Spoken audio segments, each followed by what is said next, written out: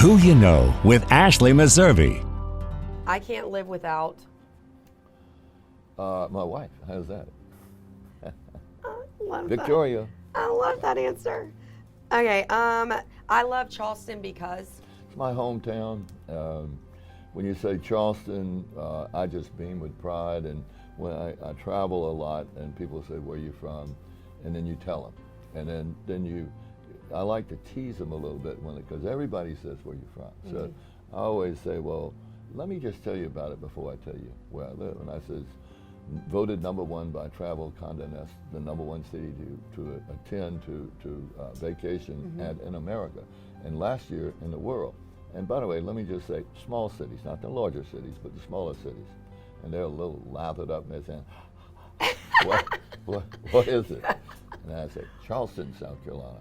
And then I tell them, I say, now, you know that we say in Charleston that when the Lord comes back, his first stop's going to be Charleston, South Carolina. 5 things on your bucket list. You know, when I turned 50, I said, you know, Tommy Baker, you're probably getting a little age on you, and whatever those things are, you got to remind yourself you're still just a kid. And so I did those bucket things. And the first is I did my first marathon. I ran with the Bulls in Pamplona. And I ran from the Bulls. I was like, just hang out with him. Yeah, I went to fantasy baseball camp, which was a biggie baseball, and all that. And then I went back to Marine Corps boot camp for the last 72 hours. They allowed me to do that, which I was the only civilian that's ever done that. And you did that at 50? At 50, yes.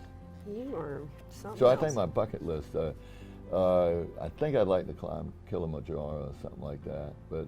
You know, we'll see. I'm open. What's it like to negotiate a deal with you?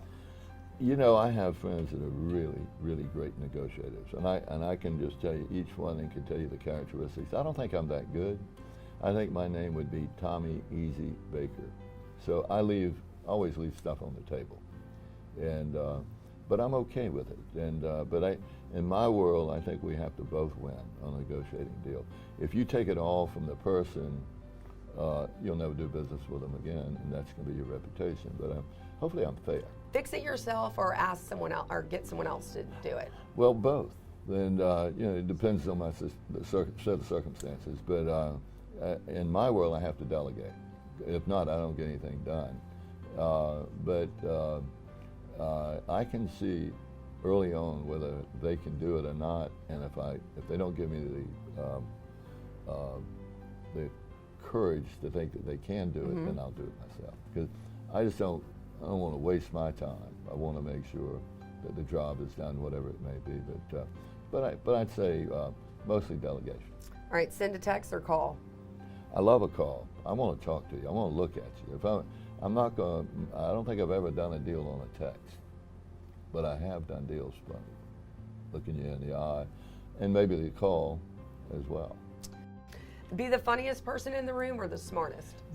See, my problem is I got the same material, so I just need to get new friends. See, because mine's got the same stick all the time. Yeah. So. Hey, at least you have one though, right? What's your favorite thing about Charleston or the Low Country? It's my home. I love the friendliness of the people. I love the great restaurants. I love the atmosphere. I love the pluff. I love everything. I mean, it's so special. But you know, if you're driving in from Columbia and you get up to St. George, getting ready where you live in Somerville, you can start to feel it. You feel it on the way home, and there's something that you can't describe.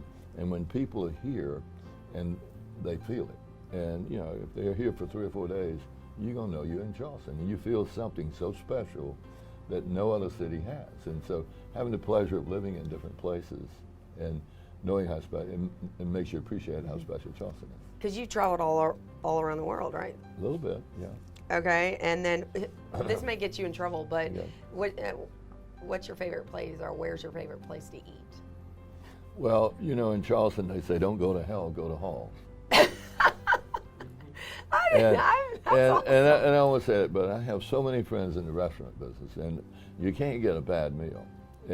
But I'd say the food and all the restaurants I go to are just superfluous. It's marvelous. I hang out a little bit at Hall's, but there's a lot of great food, but Hall's is almost like the old Cheers on TV and all that. Yeah. And so that would be the hangout, but I would never ever discount any of the great restaurants or restaurateurs in Charleston because they're all wonderful. How do I know if you like me?